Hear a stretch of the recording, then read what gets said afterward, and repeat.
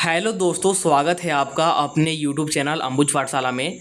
तो इस वीडियो में हम लोग JAC board weekly test class 12th का हिस्ट्री का मोस्ट इम्पोर्टेंट वायरल प्रश्न पत्र देखने वाले हैं, जो कि आपके नेक्स्ट वीकली टेस्ट एग्जाम में देखने को मिलेगा।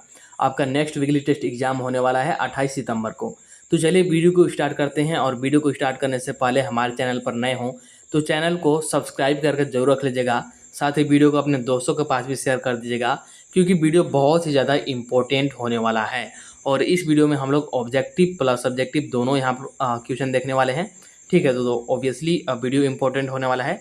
और आप लोग क्या करिएगा कि पीडीएफ के लिए, साथ ही लेटेस्ट अपडेट के लिए टेलीग्राम ग्रुप और व्हाट्सएप चैनल को जरूर ज्वाइन कीजिएगा। दोनों का लिंक डिस्क्रिप्शन में दिया हुआ है। साथ ही इंस्टाग्राम का भी लिंक डिस्क्रिप्शन में दिया हुआ है। तो आपका कोई भी पर्सनल डाउट या फिर इश्यू हो तो आप लोग मुझे इंस्टाग्राम पर फॉलो करके डायरेक्टली डीएम कर सकते हैं, आपको वहाँ पर रिप्लाई मिल जाएगा। तो चलिए स्टार्ट करते हैं और एक एक करके हम लोग यहाँ पर देख लेते हैं। तो एक बार फिर से बता दूं, क्लास 12th का है हिस्ट्री का, जिसका कि एग्जाम होने वाला है 28 सितंबर को। तो चलिए स्टार्ट करते हैं। तो देखिएगा, सबसे पहले हमारे पास पहला प्रश्न क्या है कि अल-ब्रूनी का जन्म कहाँ हुआ था। तो आपसे पूछा जा रहा है कि अल-ब्रूनी का जन्म कहाँ हुआ था। Where was Al-Biruni born. तो अल-ब्रूनी का जन्म कहाँ हुआ था। चार ऑप्शन दिए गए हैं। चारों ऑप्शन में से राइट आंसर की बात करें तो राइट आंसर हमारे पास आ जाएगा क्या, ख्वारिज्म में। कहाँ हुआ था इनका जन्म, तो ख्वारिज्म में हुआ था, यानी कि ऑप्शन नंबर ए हो जाएगा बिल्कुल करेक्ट। ठीक है, ख्वारिज्म में हुआ था अल-ब्रूनी का जन्म, यानी कि ऑप्शन नंबर ए हो जाएगा बिल्कुल करेक्ट। इसके बाद आगे बढ़ते हैं। तो सेकेंड नंबर वाला क्वेश्चन देखिएगा हमारे पास क्या है कि अल-ब्रूनी ने अपनी पुस्तक किताब उल हिंद की रचना किस भाषा में की थी। तो सबसे पहला तो एक यहीं से इम्पोर्टेंट बन गया आपका कि अल-ब्रूनी का पुस्तक कौन सा है, तो किताब उल हिंद। ठीक है, तो इनका कौन सा पुस्तक है, किताब उल हिंद। तो इसकी रचना इन्होंने किस भाषा में की थी, ये आपको बताना है। तो यहाँ पर राइट आंसर की बात करें तो राइट आंसर हमारे पास का जाएगा, राइट आंसर आ जाएगा हमारे पास अरबी भाषा में। कौन सी भाषा में, अरबी भाषा में, यानी कि ऑप्शन नंबर बी हो जाएगा बिल्कुल करेक्ट। ठीक है, इंग्लिश में देखिएगा, इन विच लैंग्वेज डीड अल-ब्रूनी राइट किताब उल हिंद। ठीक है, किताब उल हिंद जो ये बुक है, तो कौन से लैंग्वेज में यहाँ पर लिखा गया था, तो अरेबिक। कौन सा, अरेबिक, यानी कि ऑप्शन नंबर बी हो जाएगा बिल्कुल करेक्ट। इसके बाद नेक्स्ट वन है, थर्ड नंबर वाला क्या है कि अल-ब्रूनी किस भाषा के जानकार नहीं थे। ठीक है, तो अल-ब्रूनी किस भाषा के जानकार नहीं थे, यानी कि किस भाषा की जानकारी इनको नहीं थी, ये आपको बताना है। चार ऑप्शन दिया गया है। तो राइट आंसर की बात करें तो राइट आंसर हमारे पास क्या आ जाएगा, यूनानी भाषा। तो यूनानी भाषा छोड़ करके बाकी यहाँ पर जो भी आपको दिख रहा है, सीरियाई या फिर फारसी या फिर संस्कृति, ये सभी भाषा का ज्ञान था अल-ब्रूनी को, सिर्फ यूनानी भाषा का ज्ञान नहीं था। इसीलिए आपका ऑप्शन नंबर डी हो जाएगा बिल्कुल करेक्ट। ठीक है, इंग्लिश में देखेगा कि Al-Biruni was not knowledgeable in which language. तो राइट आंसर क्या जाएगा, ग्रीक। क्या, ग्रीक, यानी कि ऑप्शन नंबर डी हो जाएगा आपका बिल्कुल करेक्ट। इसके बाद आगे बढ़ते हैं। तो फोर्थ नंबर वाला क्वेश्चन देखिएगा हमारे पास क्या है, इब्न बतूता ने किस पुस्तक की रचना की थी। ठीक है, इब्न बतूता ने किस पुस्तक की रचना की थी, ये आपको बताना है। तो इन्होंने रचना की थी रिहला पुस्तक की, रिहला, यानी कि ऑप्शन नंबर बी हो जाएगा आपका करेक्ट। ठीक है, which book did Ibn Battuta right. तो राइट आंसर हमारे पास क्या जाएगा, राइट आंसर जाएगा हमारे पास रिहला। क्या, रिहला, यानी कि ऑप्शन नंबर बी हो जाएगा बिल्कुल करेक्ट। इसके बाद नेक्स्ट देखिएगा 5 नंबर वाला कि इब्न बतूता सिंध कब पहुंचा। ये सिंध कब पहुंचा था, ये आपसे पूछ रहा है। When did the Ibn Battuta arrive in Sindh. ठीक है, तो राइट आंसर की बात करें तो राइट आंसर हमारे पास क्या जाएगा, कब पहुंचा था। तो ये पहुंचा था 1333 में। कब, 1333 में, यानी कि ऑप्शन नंबर बी हो जाएगा बिल्कुल करेक्ट। ठीक है, तो when did Ibn Battuta arrive in Sindh, तो ये पहुंचा था 1333 में, 1333 में, यानी कि ऑप्शन नंबर बी हो जाएगा बिल्कुल करेक्ट। इसके बाद आगे बढ़ते हैं। तो 6 नंबर वाला क्वेश्चन देखिएगा हमारे पास क्या है कि इब्न बतूता ने भारत की यात्रा किस शताब्दी में की थी। तो इसने भारत की यात्रा भी की थी, तो कौन सी शताब्दी में की थी, ये आपको बताना है। तो राइट आंसर हमारे पास क्या जाएगा, राइट आंसर जाएगा 14वीं शताब्दी में। कौन सी शताब्दी में, 14वीं शताब्दी में। ऑप्शन नंबर डी हो जाएगा 100% करेक्ट। और इंग्लिश में है, in which country did Ibn Battuta travel in India. तो वो था 14th सेंचुरी, यानी कि ऑप्शन नंबर डी हो जाएगा बिल्कुल करेक्ट। इसके बाद नेक्स्ट देखिएगा 7 नंबर वाला क्वेश्चन क्या है कि बनियर ने शिविर नगर किसे कहा। ठीक है, बनियर जो था, इसने शिविर नगर बोला था, तो किसको बोला था, ये आपको बताना है। ठीक है, तो राइट आंसर की बात करें तो कौन सा जाएगा, राइट आंसर जाएगा हमारे पास राजधानी को। तो राजधानी को ही इसने क्या बोला था, शिविर नगर कहा था। ठीक है, शिविर नगर कहा था, तो ऑप्शन नंबर ए हो जाएगा बिल्कुल करेक्ट।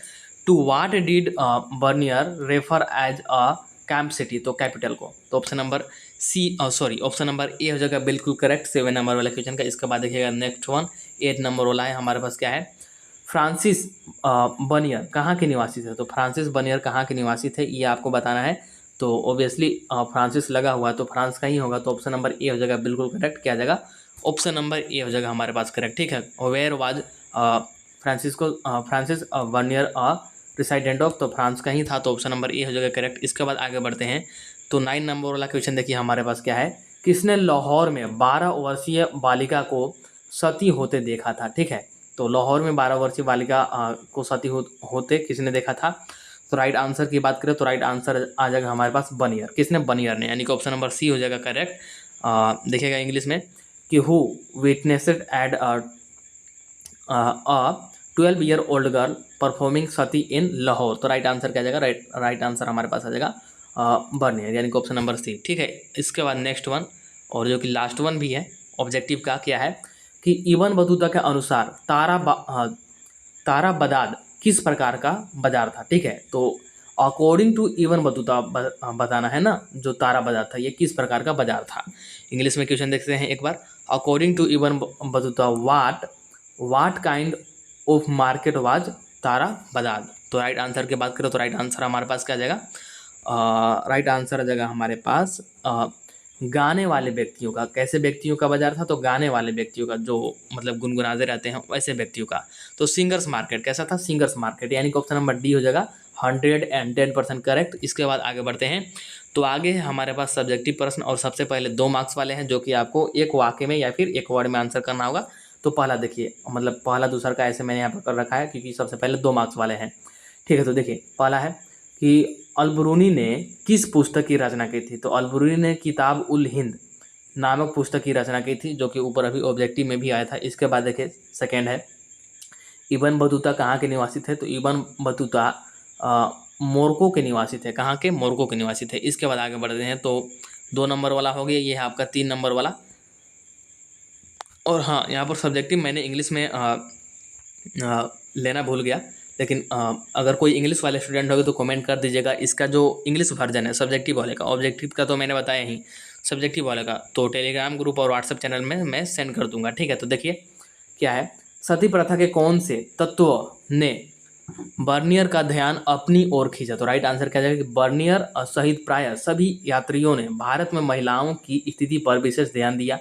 बर्नियर भारत में प्रचलित सती प्रथा से काफ़ी आकर्षित हुए और उसने अपने यात्रा वृतांत में इसका वर्णन किया। सती प्रथा भारतीय समाज की एक ऐसी बुराई थी जो अन्य देशों में प्रचलित नहीं थी। वे बताते हैं कि भारत में कुछ महिलाएं प्रसन्नता से सती होती थी एवं कुछ महिलाओं को सती होने के लिए बाध्य किया जाता था, ठीक है। कुछ तो मतलब प्रसन्नता से हो जाती थी लेकिन कुछ को बाध्य किया जा रहा था। आगे देखिएगा क्या है, लाहौर में एक बालिका के सती होने की घटना का अत्यधिक मार्मिक विवरण देते हुए उसने लिखा है, मैंने लाहौर में एक बहुत सुंदर अल्पवयस्क विधवा को देखा जिसकी आयु 12 वर्ष से अधिक नहीं थी, को सती होते हुए देखा। उसे भयानक नरक की ओर जाते हुए वह छोटी सी असहाय बच्ची जीवित से अधिक मृत प्रतीत हो रही थी। उसके मस्तिष्क की व्यथा का वर्णन नहीं किया जा सकता, ठीक है। वह कांपते हुए, आगे देखिएगा, बुरी तरह रो रही थी, लेकिन 3 या 4 ब्राह्मण, एक बूढ़ी औरत जिसने उसे अपनी आस्तीन के नीचे दबाया हुआ था की सहायता से उसे अनिच्छुक पीड़िता को जबरन घातक स्थल की ओर ले गए। उसे लकड़ियों पर बैठाया, उसके हाथ और पैर बांध दिए ताकि वह भाग न जाए, और इस स्थिति में उस मासूम बच्ची को जिंदा जला दिया गया है, ठीक है। मैं अपनी भावनाओं को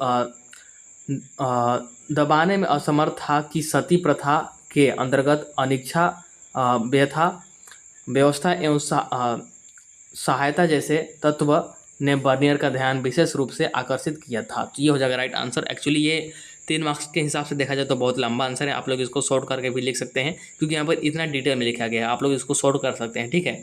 इसके बाद आगे बढ़ते हैं तो नेक्स्ट वन देखिएगा। नेक्स्ट हमारे पास क्या है कि अलब्रूनी पर एक संक्षिप्त टिप्पणी लिखे। तो अलब्रूनी पर एक संक्षिप्त टिप्पणी लिखना है, मतलब कि शॉर्ट नोट लिखना है, ठीक है। तो देखिए क्या जाएगा कि अलब्रूनी का पूरा नाम अबू रेहान महमूद इब्न अहमद था। उनका जन्म मध्य एशिया स्थित उज़्बेकिस्तान के ख्वारिज़्म में 1973 ईस्वी में हुआ था। वह मूल रूप से ईरानी था और उनके आरंभिक जीवन और कार्यकल्पों के विषय में कोई स्पष्ट जानकारी उपलब्ध नहीं है। अल ब्रूनी के जीवन और कार्यकलापों पर राजनीतिक परिवेश का काफ़ी गहरा प्रभाव पड़ा। संभवतः आरंभ में वह ख्वारिज़्म के मैमुनिद वंश के शासकों के संरक्षण में रहा और यहीं से उन्होंने अनेक भाषाओं का ज्ञान प्राप्त किया। और क्योंकि ख्वारिज़्म उस समय, आगे देखिएगा, और इतना काफ़ी है थर्ड नंबर वाले क्वेश्चन का, ठीक है। इसके बाद ये है आपका एक और क्वेश्चन जो कि 5 नंबर का क्वेश्चन है, ठीक है। ये क्या है, ये 5 नंबर का क्वेश्चन है, तो थोड़ा सा लंबा आंसर ये रहेगा, ठीक है। तो देख लीजिए क्या है, देखिएगा। वर्ण व्यवस्था और जाति व्यवस्था पर अल ब्रूनी के विवरण का परीक्षण कीजिए। तो वर्ण व्यवस्था और जाति व्यवस्था पर अल ब्रूनी के विवरण का परीक्षण करना है।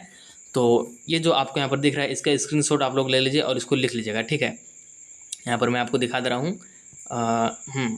तो ये जो है इसको आप लोग लीजिएगा। थोड़ा सा मैं आपको यहाँ पर बता भी देता हूँ क्या है कि अरबी लेखक अल ब्रूनी ने भारत के विषय में अपनी पुस्तक किताब उल हिंद या फिर तहकीक ए हिंद में भारत की सामाजिक स्थिति, रीति रिवाजों, भारतीय खान पान, वेशभूषा, उत्सव, त्यौहार आदि के विषय में विस्तार पूर्वक वर्णन किया है। अपनी पुस्तक किताब उल हिंद के 9वें अध्याय में अल ब्रूनी ने भारतीय जाति व्यवस्था पर विस्तार से प्रकाश डाला है, ठीक है। आगे देखेगा, अल ब्रूनी के अनुसार भारतीय समाज 4 चरणों में बटा हुआ था।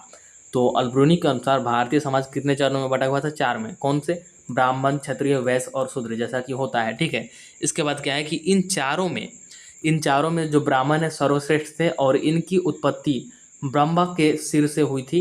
क्षत्रिय की उत्पत्ति ब्रह्मा के कंधे और हाथ से, जबकि वैश्यों की उत्पत्ति जांघों से हुई थी। इसीलिए समाज में ब्राह्मणों के बाद क्षत्रिय को और उसके बाद वैश्यों को स्थान था। समाज के सबसे निचले स्थान पर शूद्र थे, क्योंकि इनकी उत्पत्ति ब्रह्मा के पैर से हुई थी। प्रत्येक वर्ण जाति और उपजाति में बटा हुआ था, ठीक है। तो ये सारा कुछ यहाँ पर बताया गया है। आगे देखिएगा, आगे क्या है। वर्ण और जाति व्यवस्था के बाहर भी अनेक सामाजिक समूह थे जिन्हें अल ब्रूनी अत्यंज कहते हैं, और इनकी स्थिति के बारे में बताते हुए अल ब्रूनी कहते हैं कि इनकी स्थिति शूद्रों से भी नीचे थी। इनकी 8 जातियाँ थी: घुनिये, मोची, मदारी, टोकरी और ढाल बनाने वाले, नाविक, मछली पकड़ने वाले, आखेट करने वाले, जुहाले। ये नगरों और गांवों के बाहर रहते थे। अत्यंजों से भी खराब स्थिति गंदा काम करने वाले लोगों का था, ठीक है। आगे देखिएगा, इसके अंतर्गत हादी, डोम, चंडाल और अद्भुत थे। ये चारों एक अलग सामाजिक वर्ग के थे। इनकी स्थिति अछूतों के समान थी। इन्हें सामान्यतः क्षुद्र पिता और ब्राह्मण माता की अवैध संतान माना जाता था और इनका अन्य वर्गों तथा जाति के लोगों से सामाजिक संपर्क नहीं था। तो ये हो जाएगा आपका राइट आंसर। क्योंकि ये 5 नंबर का क्वेश्चन है इसलिए इतना लंबा तो आपको लिखना ही होगा, ठीक है। तो 5 नंबर वाला भी मैंने करा दिया, 3 मार्क्स वाला भी करा दिया, 2 मार्क्स वाला भी करा दिया। और इसका इंग्लिश में अगर किसी स्टूडेंट को आंसर चाहिए तो कमेंट कीजिएगा, और साथ ही इंस्टाग्राम पर भी एक बार मुझे आप लोग डीएम कर दीजिएगा, और टेलीग्राम ग्रुप और व्हाट्सएप चैनल को ज्वाइन कर लीजिएगा, वहाँ पर सेंड कर दिया जाएगा। इंग्लिश में एक्चुअली मेरे पास था, मैंने यहाँ पर लगाना भूल गया, बट कोई नहीं, आपको सेंड कर दूंगा, ठीक है। तो इस वीडियो में इतना ही रखते हैं। आपको वीडियो पसंद आया होगा तो वीडियो को लाइक ज़रूर कर दीजिएगा, ठीक है। वीडियो को लाइक ज़रूर कीजिएगा, चैनल को सब्सक्राइब कर के रख लीजिएगा। चलिए मिलते हैं नेक्स्ट वीडियो में, तब तक के लिए tata bye bye, see you in the next video.